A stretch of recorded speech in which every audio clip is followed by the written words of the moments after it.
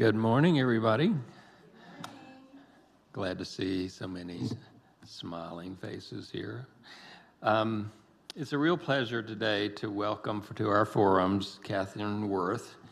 And I really say that with enthusiasm because for 20 years I've had hearing loss, and nobody had done the thorough evaluation that Catherine does until I saw her last year. So it really made me realize in just the extent of her evaluations and the discussions that we had, how much she knows beyond anything I had heard before about hearing and the brain. So I'm really looking forward to her talking about this topic, hearing loss and the risk of cognitive decline. What do we know in 2025? Catherine began her career as an audiologist in New Mexico in 1977, and by the next year was employed by Lovelace Medical Center in Albuquerque. In that role, she got to be part of the state-of-the-art audiologic diagnosis and treatment program. That meant she was the audiologist on the team that performed the first cochlear implant in New Mexico, and participated in other surgeries as well, such as the removal of acoustic nerve tumors. Lovelace also had an advanced aerospace medicine program, which tested some of the early astronauts. That enabled Catherine to get expertise in balance testing and treatment of dizziness. She served as director of audiology at Lovelace Medical Center from 1984 to 1992, when she then went into private practice. Eventually, she founded Worth Hearing Center in Albuquerque. I always thought that was such a cool name. Focusing on rehabilitative audiology and hearing aid dispensing. In 2019, she retired, but then, having flunked retirement, she returned to audiology practice in 2022.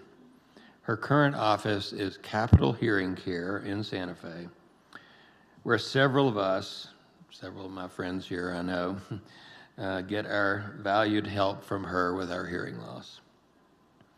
Over the years, Catherine has served in a number of leadership positions, including president of the New Mexico Speech, Language, and Hearing Association, and of the Albuquerque Speech and Audiology Professionals. Please welcome Catherine Worth.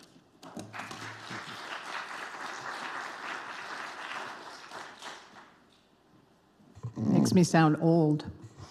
Thank you, Dr. Taylor.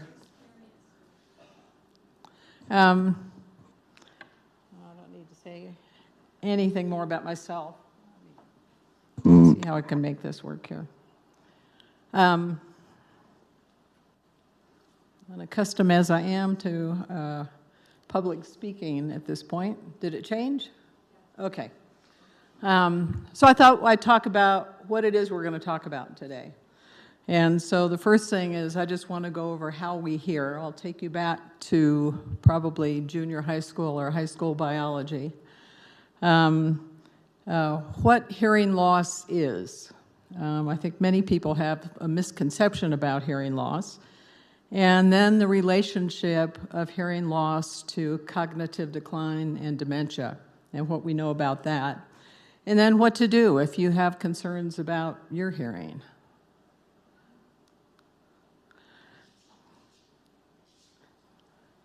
The way our ears work, the way hearing works, is that acoustic energy or sound comes funneled through this thing we have, or these things we have on the side of our head, and it takes the signal and sends it to the brain.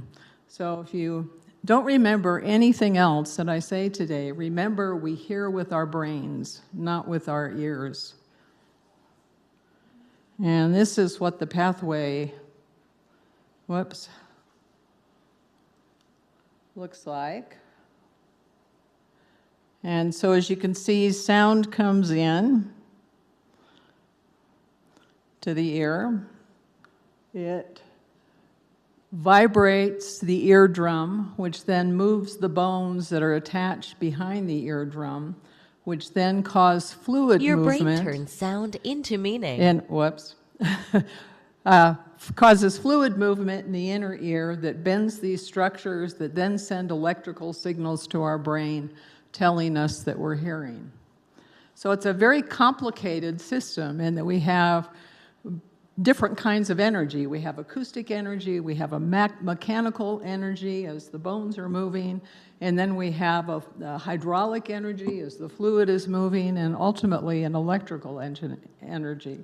So it's a very complicated system, and unfortunately, when you have complex things, different things can go wrong with complex systems. I'd like to talk a little bit about hearing testing. Has anybody here had a hearing test?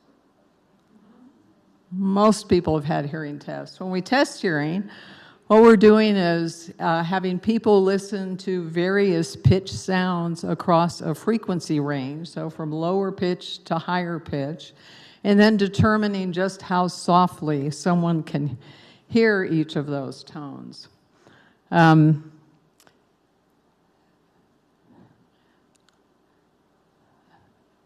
When something goes wrong with the ear part of this system, what happens is we get the acoustic energy coming in, but then the brain isn't able to receive the proper signal. And so hearing loss actually is not just about volume. For most people with hearing loss, one of the issues, or the biggest issue, is clarity. So if someone were to say this sentence, for example, you should go to the pharmacy before you go to your house, what they may hear is, you should go to the pharmacy before you go to your house. And so it becomes a very distorted signal, because the problem is that for most people, once again, most people have inner ear hearing losses, a hearing loss in the cochlea, which is that snail-shaped thing, and it causes for a distortion or a lack of clarity, because we miss the high-frequency consonant sounds. And in English, if you look at this thing carefully, it's the consonants that are missing for the most part, particularly the voiceless consonants. They're soft, and then they occur in a frequency range where most people have the maximum hearing loss. So it's sort of a double whammy in that way. Another problem people have with hearing is hearing in noise. And I bet you couldn't find an audiologist who's ever done any clinical work on this planet who wouldn't tell you the number one problem we hear from people is problems hearing in noise. So there's a way of measuring what's called the signal-to-noise ratio. And this is how I think of it. So if you're in a restaurant or something, this is who you don't want to listen to, and this is who you do want to listen to. A person with normal hearing maximally needs 3 decibels more of this than this in order to function well. People with hearing loss often need 3 or 4 or 5 times that much signal versus the background noise. And this is also just an absolutely great problem that people have with hearing. And unfortunately, we have a way of testing how well someone does. And I was really dismayed to discover in all this research here that only 10% of audiologists actually even measure this. In fact, a personal story, I had a hearing test done at a place, and I asked her specifically, would you please test my signal-to-noise ratio? And she did not know how to do it. And I thought, well, I can't do it on myself, but I'll find somebody who can, because I'd like to know that about myself as well.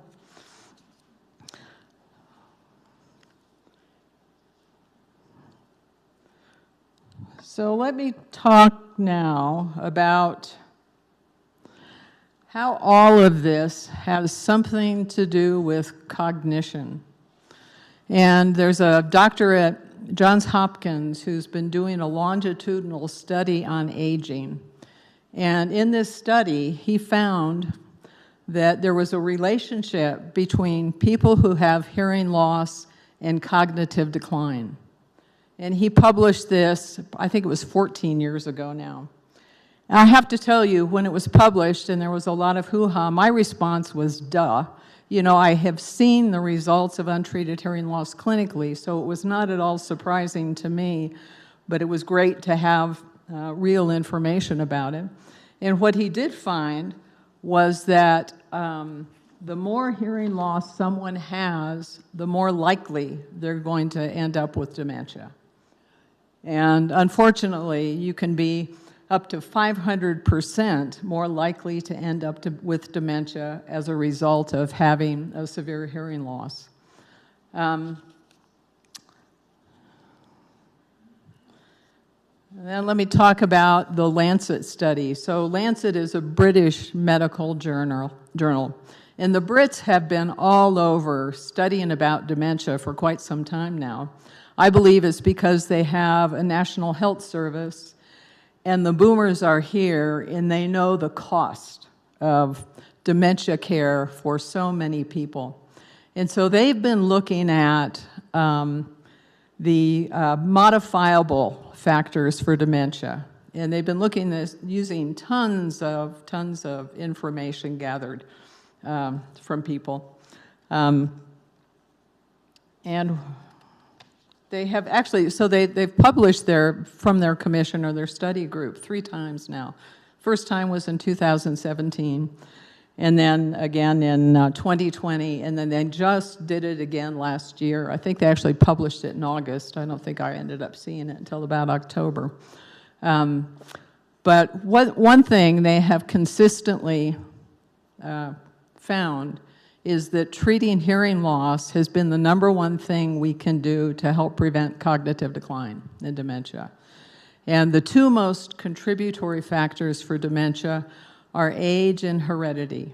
And there is nothing we can do about either one of those. But of the modifiable factors, and they have, up until this last year, they have listed 12 modifiable factors.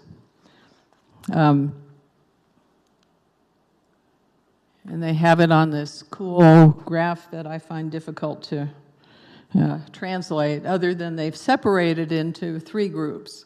So there's interventions or modifiable factors for early in life, and in midlife, and later in life. And the most modifiable factor early in life has to do with education. The more education we have, the less likely we're going to get dementia, which is a good thing to know in this group in particular, I would imagine. Then well, let me look at this. So, in fact, education, they say you can reduce your risk by 8% if you have a good education. Yeah? I was just going to ask, if you're beginning to have hearing problems, does reading a lot help compensate for the fact that you're not hearing?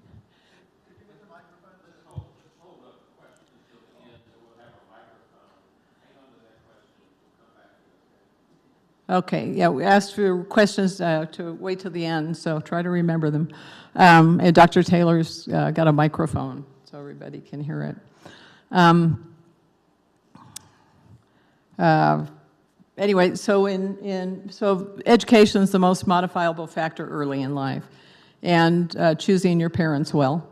The other, in midlife, once again, treating hearing loss is the #1 thing that we can do to help prevent cognitive decline. The other things have to do with obesity and hypertension, treating high blood pressure, and just this year they have added cholesterol levels, the low-density lipids in particular, so the bad cholesterol. And treating that and not having that is right up there with hearing loss now in terms of a modifiable factor. The factors that are late in life, you can see the list there, I hope you can see that, are, of course, smoking, treating depression, physical inactivity. These are the things that contribute, social isolation, and diabetes. So once again, many of the the more global health-related things here. But once again, when I saw the list the very first time, I'm looking at this list of modifiable factors, and I saw together hearing loss, social isolation, and depression. And in my world, those things all go together, because I would imagine most of you here have had a family member or known somebody that at a gathering, because they can't hear and they can't interact, they just withdraw, and maybe they just quit showing up. I can't tell you how many people I've seen in my career who no longer go to church because they can't understand what is said. Fortunately, most churches like yours have begun to have listening devices that will take the sound directly from the sound system and get it right into people's ears, and that is so helpful in a service to be able to keep people connected. So one question I have, is why do we have this correlation between untreated hearing loss and dementia? And there's one theory that it's a common cause. What causes the hearing loss is the same thing that causes the dementia. Another is just lack of stimulation. As people withdraw and they get less sensory stimulation and socialization stimulation, that leads to the dementia. The theory I really adhere to is what's called cognitive load. And that really has to do with the effort it takes for someone to hear when we're getting distorted signals or when we're in a noisy place and it's so difficult to parse out what you're trying to hear from the noise. And let's do a little exercise here. So I'm going to flash some slides up here with just words on them. And I'd like for you to, as fast as you can, out loud, say the word. Okay, start now.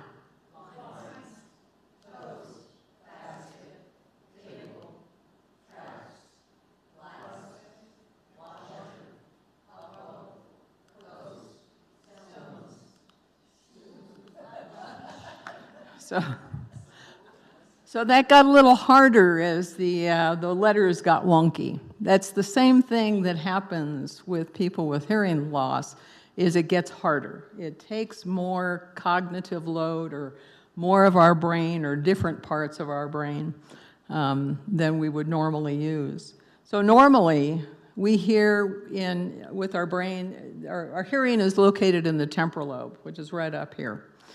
And there's some researchers at the University of Colorado who have been doing some research using functional MRI. So that's doing an MRI while somebody is performing a task. And what they found was that people with normal hearing, given a visual task, just their occipital lobe lit up, which is appropriate, that's where we do our seeing. People with hearing loss, given a visual task, it wasn't just their occipital lobe, but also part of their temporal lobe. And we believe that's because if you're not using it for what it was intended for, something else will begin to make use of that real estate. And then they found that people with normal hearing, given an auditory task, just their temporal lobe lit up. People with hearing loss, given an auditory task, it wasn't just a piece of their temporal lobe, but their frontal lobe that lit up. And I have to tell you, this is where my jaw hit the table, because the frontal lobe is the executive part of our brain. Excuse me. So this is how I think about it. If somebody says something, and you're going, well, it sounds like ran, but ran's a verb, and in English we don't put a verb in that part of the sentence, so it had to have been a noun. So maybe they said fan. I mean, we're essentially doing these mental gymnastics in a part of our brain that ought to be doing something else. And so let me show you. Actually, in my mind, my job now really consists of what is it that I can do to help somebody reduce the effort it takes to hear. How can I get hearing back where it belongs? And the good news about their research is that on that first graph, it's showing the auditory cortex, or the temporal lobe, and the frontal lobe involved with the task. 6 months after proper treatment with hearing instruments, this person is once again processing sound and hearing back where it belongs. So we know this, when I saw this research, I was thrilled. It's like, yes, we can actually do something about it. It's one thing to know it's there. It's another to know that we can actually do something about it. Let me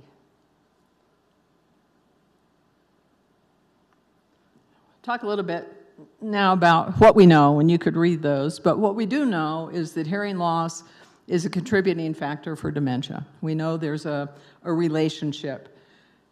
It's not that if you have hearing loss, you're going to get dementia. There are many factors involved, but we know that it is a treatable factor for cognitive decline and dementia. The other thing we know is that hearing loss increases as we age. Not everyone with hearing loss will get dementia, and that hearing loss impairs social communication. It impairs relationships. I can't tell you how many times in my career I've had somebody essentially picked up by the scruff of their neck and brought into the office saying, "Here, fix them. I'm tired of repeating everything. I'm tired of being his hearing aid." And so I've often, talked to people about this, that hearing loss is something that doesn't just affect the person who has it. It also affects the people who want to communicate with you. This is what I hope is true about hearing loss now, is that there is a relationship, and I think the MRI studies would help support this, that by treating hearing loss, we can impact cognitive decline. And we don't know this for a fact at this point, but it's sure looking that direction, and there are a lot of people doing a lot of research about that at this point. One of the most important studies, this enhanced study, was taking place in Melbourne, Australia. And they just got hammered. They had just started this study to look at the effect of treating hearing loss with hearing aids on cognition when COVID happened. And in Melbourne, they were shut down pretty much completely for 2 years. So they have only 96 participants who are still with it there, although they're rebooting the whole study. But it is showing that at least it delayed the onset of mild cognitive impairment. So it looks like there's at least a delay, if not something better than that. So what should you do if you have a hearing loss?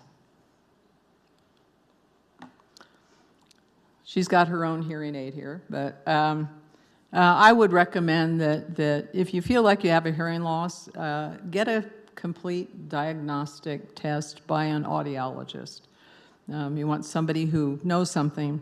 And I would suggest make sure you have the results of the testing explained to you in plain language.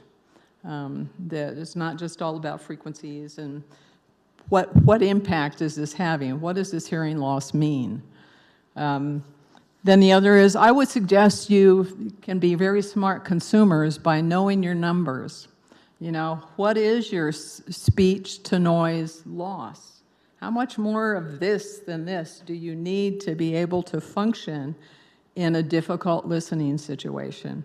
That has incredible implications for amplification or hearing aids and hearing aid fitting. The other thing is there's a formula called the Speech Intelligibility Index. And that's with most of our equipment now, it is just calculated automatically. But what that tells us is what percentage of English speech sounds are you able to hear with the hearing you have. So we generate that from the audiogram itself. That also has implications. And the reason I pay a lot of attention to those numbers these days and always do that testing is because it has implications for effort. How much effort is it for this individual to function in the listening situations they're in? What are they missing? And that's the most important piece, is to know for each individual what the implications are. And then if you're seeking treatment, what kind of treatment is going to be the most beneficial. Oh.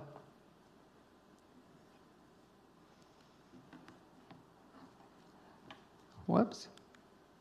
There we go. Anyway, thanks for your attention.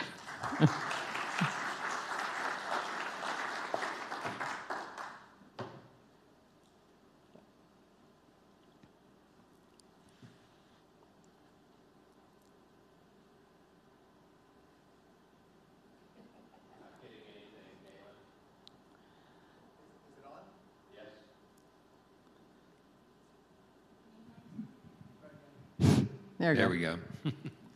Okay, questions, comments? About the gentleman back. We'll start with Elroy here, if you still remember your question. Requires me to remember. What was my question? Something about education. Pardon? Oh, yes. I was asking whether or not, and something you said along the way was suggestive. If you are beginning to have hearing problems, but you read a lot, does the fact that you're reading a lot compensate for the fact that you're not listening a lot? Did everybody hear that? It does not. Okay. Because you're stimulating the visual cortex, which is great. We all need that, and I'm sure you're stimulating other areas of the brain as well. But in order to really keep our auditory system busy, we need an auditory signal. So.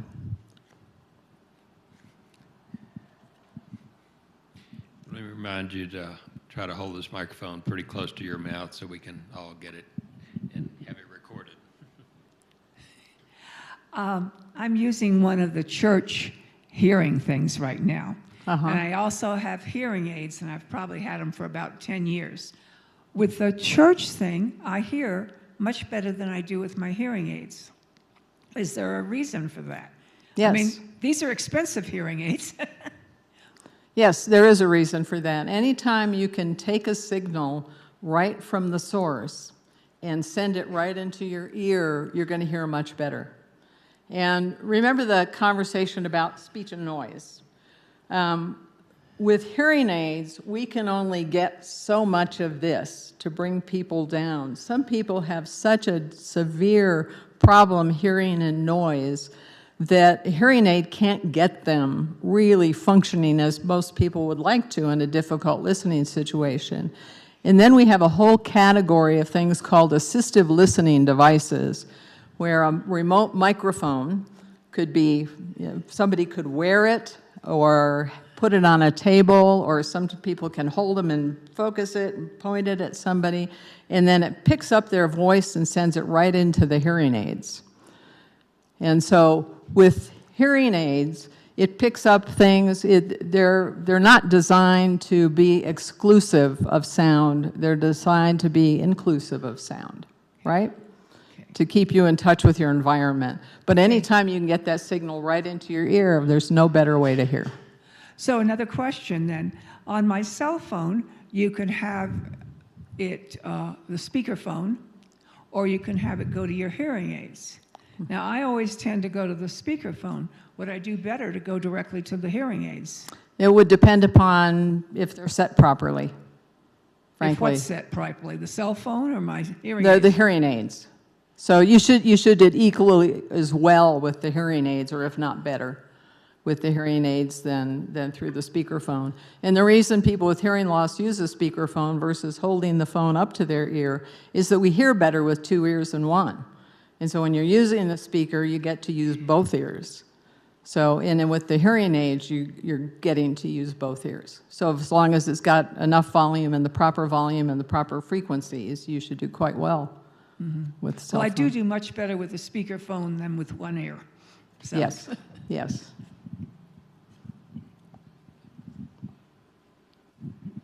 I was wondering whether there were studies that involve the deaf community to see whether dementia is more common among people who are deaf for life.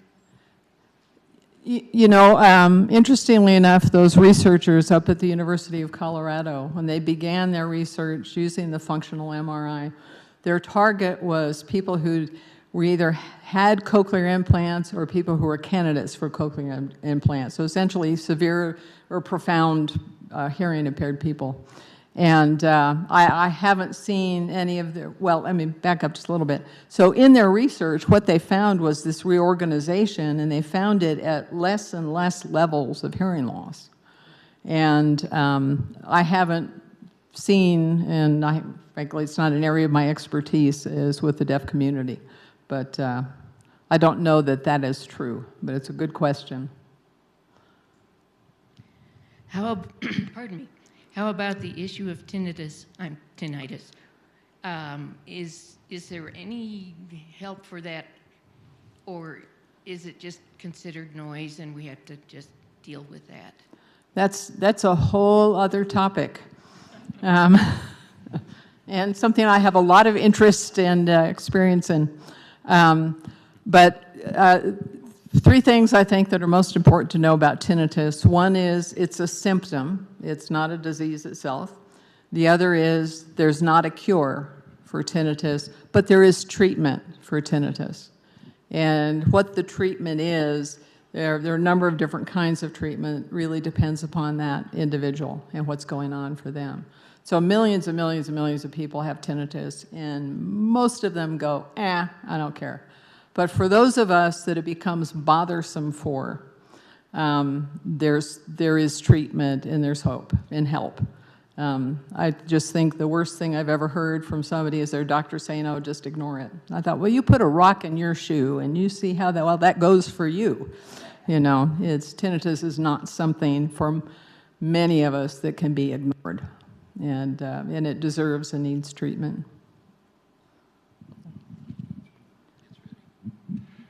So, first of all, thank you for this talk. It's really nice, particularly to hear that there are there's hope and there are potential cures for the hearing loss and dealing with it. And then following up on Elroy's, instead of reading the books, is listening, audiobooks. Would that?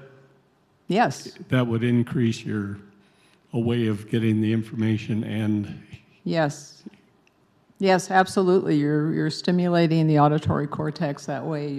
As I think of the pathways that go from our ear to our brain, if you don't use them, you're going to lose them. We actually knew that back in the 80s in some mice studies, that the actual neural pathways go away. And so you get less and less information to the brain over time, but yeah, listening to books on tape is great. You mentioned there's a genetic factor. Whoops. For some Asians, especially Chinese people, most of us are short-sighted, and they have come up with a series of exercises that start children when they are going to school to exercise their eye muscles and surrounding area, and it's found to improve that less children become short-sighted as they age. So I wonder if there are any exercises that the medical community has researched into regressing the loss of hearing by, for example, acupuncture or acupressure on certain points of the body. There's never been any study that has directly shown that acupuncture is helpful, either for hearing loss or for tinnitus. However, the American Academy of Otolaryngology, which are the ENT doctors, remain agnostic about about it, that we probably don't have enough information at this point that it may help people with tinnitus or hearing loss in some way. For the life of me, I can't figure out how acupuncture would help, but I'm a very Western-minded person, and I understand that I don't see the world in that Eastern way. So. I find that during pollen season, my hearing is a lot worse. And if I travel during pollen season, my tinnitus and my hearing improves in a new location. Do you have any tricks of the trade to help besides the pharmaceutical? Antihistamines? No. No. Actually, so probably what's happening is when we have allergies, it can irritate the back of our throats. In the eustachian tube, there's a tube that goes from the back of our throat up to the space behind the eardrum. And anything that then, well, what happens is if it gets plugged, we essentially use the air that's back behind our eardrum, and it starts creating a vacuum. And so the eardrum can't vibrate as it normally would. And so everything is going to kind of get louder in your head. So the tinnitus, but you'll feel plugged from sounds from the outside. So it really would be, the treatment would be a medical treatment for the allergies. Yeah. Thank you.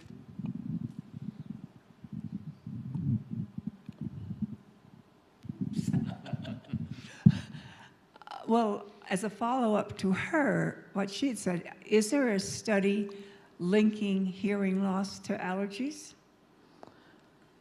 Only in a mechanical kind of way, that just because you have allergies doesn't make you more likely to have an inner ear sort of hearing loss. It can make you more likely to end up with fluid behind your eardrum or some kind of a medical issue with your ears. Okay.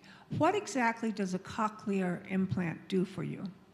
So a cochlear implant is really designed to take place, well, first of all, a candidate for a cochlear implant traditionally has been somebody who can't make use of hearing aids. Their hearing loss is so severe, we can't touch it.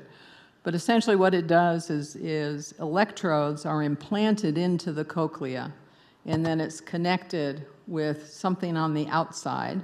So it's usually held in place with a magnet under the skin and on top of the skull. And then there's a device on the outside that takes sound, turns it into a magnetic energy that goes across the skin, and then that sound stimulates those electrodes in the inner ear that are then perceived as sound up in the brain. And, you know, initially, cochlear implants, when I was involved with them, they were so non-specific. Essentially, we're replacing 45,000 hair cells in the inner ear with 11 pairs of electrodes. And so the quality of hearing was not anywhere near what you would normally get. But what happens then is somebody could tell the difference between 1 and 2 syllables, you know, bzz, bzz, or bzz. And we used to teach people a code that they could, well, wasn't much teaching, but a code that they could use on the phone, so they could communicate on the phone, but they had to ask yes/no questions, and the response had to either be yes, yes, or no. And so it was very, very gross kind of hearing. A number of years ago, I was in a class, and there was a fellow in this class, and I was watching him carry on a conversation with his wife on the cell phone. You know, just a normal conversation. I thought, well, they've come a long way with cochlear implants since I was involved. But they can be quite sophisticated and very, very helpful for people who have severe profound loss. Okay, is it something you have to retrain yourself? Yes. Like listen and read at the same time? Yes, there's a lot of auditory training that still goes into being able to use a cochlear implant. Thank you. Yeah.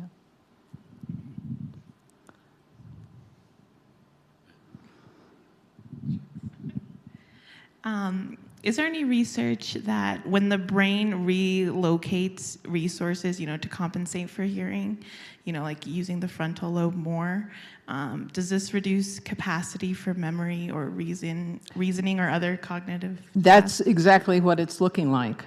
that there's a reduction in memory, a reduction in the higher level executive functions. Yes. Are there long-term studies showing cognitive recovery or slowing down, decline when hearing aids or, cochlear implants are introduced? That, I can't tell you that with cochlear implants specifically. But with hearing aids, is there? Well, any- we're really on the Is it kinda new? cutting edge of that. Yeah, the enhanced study from Australia, I think, was the one that most of us were so excited about. There's a study, and it just got derailed, but they're back on it. So we should have more information soon. There's something called the Achieve study, and I think most of us were a little disappointed in what it showed. But what they did show, and they're still on it as well, and that was a study in the U.S., was that for people who are at risk, and so they looked at socioeconomic things, cardiovascular issues, and I would say people at risk also are older people, that there appeared to be treating hearing loss had a positive effect. But once again, there just isn't, we don't have that, no silver bullet in that way. And maybe there never will be, because cognition is such a complex thing. And, with socioeconomic issues and health issues and all those kinds of things involved, so. Being a good Unitarian skeptic, as you know, I tend to sort of quiz you about, where's the data that you can actually reduce the risks. And that Achieve study is very interesting, because in that study, the people who were in the higher risk group for getting dementia, just in 3 years, the rate dropped by 48%.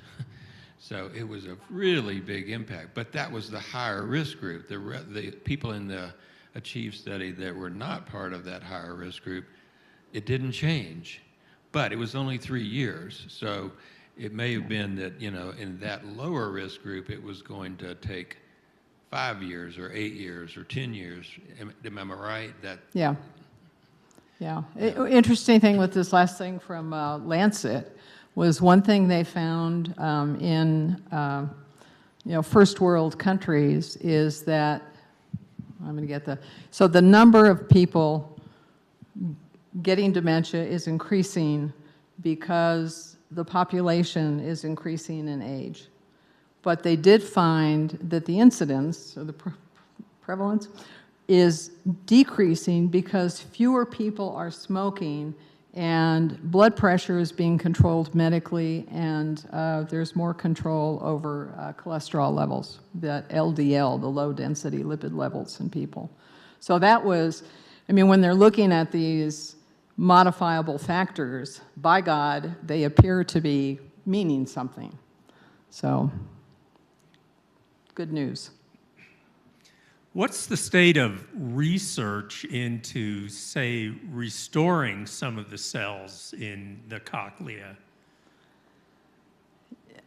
It's what we have always hoped for, be able to regenerate hair cells. It hasn't happened yet. And I can't tell you exactly who is doing the research at this point and what it's looking at. They were looking at a couple mimicking some marine animals that apparently have the ability to regenerate hair cells. But, that was stuff that was happening in the 80s before funding from things were removed. And it's taken a while to get re-going and over the years. And I can't actually tell you where we are at that point. At a clinical level, I've heard nothing. It's crickets. All right, I have a question. It's more of a people question.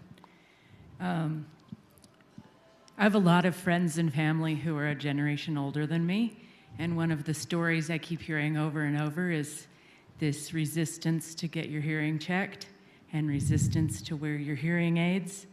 And to me, what you've just said is a really good argument to like do both of those things and figure it out. But you have had patients over many, many years. What have you found is the reason people are having that resistance, and like how is some family member managing to drag them in to do it? Because I may find myself in that position with family members at some point, so I'd like to know how to be gentle about it, but also motivational.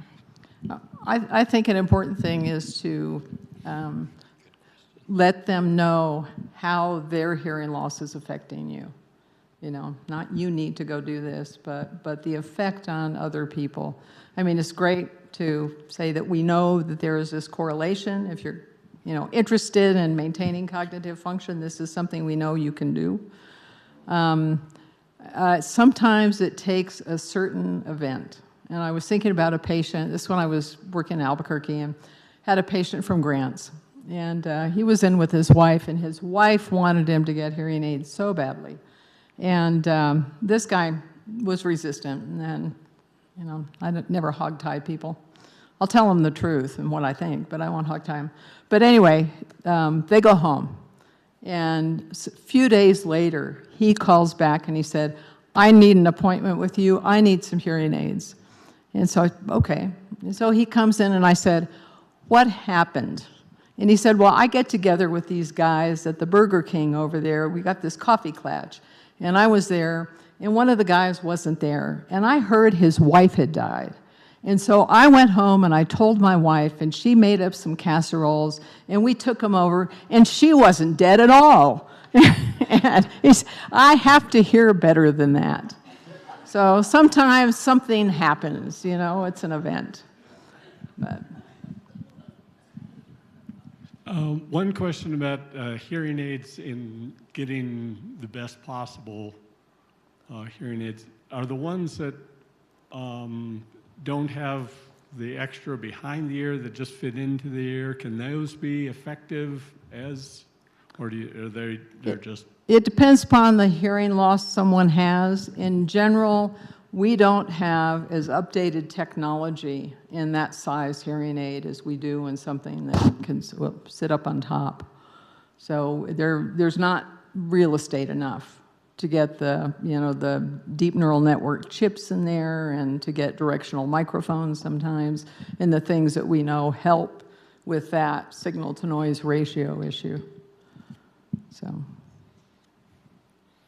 I've heard it said that because so much of what we want to hear obviously is in front of us, that having only a very small amount of the hearing aid above your ear where it can be directed forward is sort of a drawback, that we would be better off having more microphone capacity facing forward than hearing aids have. Do you have any comments on that? Yeah, well, when it comes to the use of directional microphones, they need to be in a plane to be maximally effective. One forward, one back. And the purpose of a directional microphone is that when you're in a noisy place, the back microphone activates, actually, which sounds backwards, but then it can pick up sounds coming from behind and turn those down, but amplify more wherever your head is pointed. And by God, it helps with the signal-to-noise ratio. So any hearing aids that do not have directional microphones, I can just tell you they are not maximally effective in difficult listening situations. So you would think that would be the case, but it's not the way they work. Anybody else? Any other questions?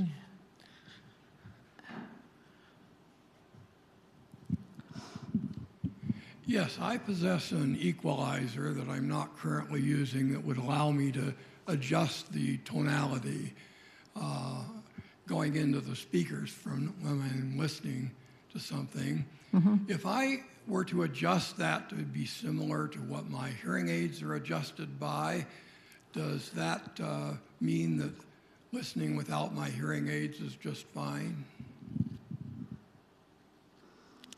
There are a lot of parts in that question. Frankly, in general, for most people, listening to music without hearing aids, when you can adjust the frequency response, is better than listening through hearing aids. You know, with sound, bigger is better.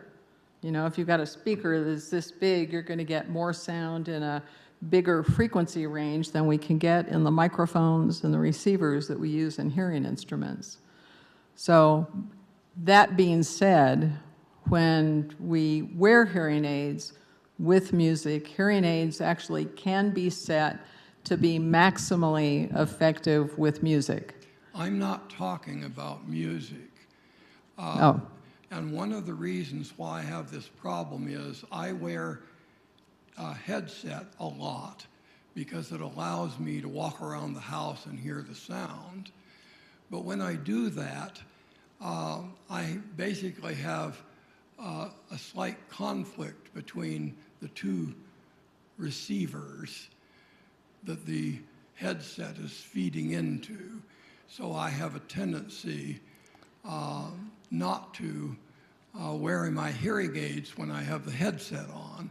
However, since I have an equalizer, I could make the headset equal to the hearing aids, but I'm asking, and you may not be well, the headsets expert. really aren't designed to be worn with hearing aids.